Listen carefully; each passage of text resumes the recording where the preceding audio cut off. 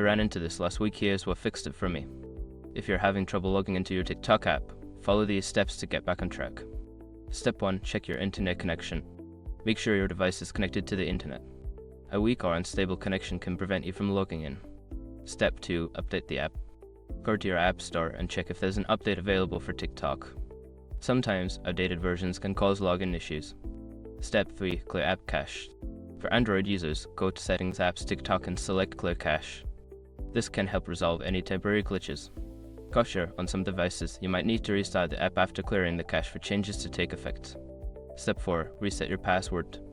If you can't remember your password, use the Forgot Password option on the login screen to reset it. Follow the prompts to receive a reset link. Step 5. Reinstall the app.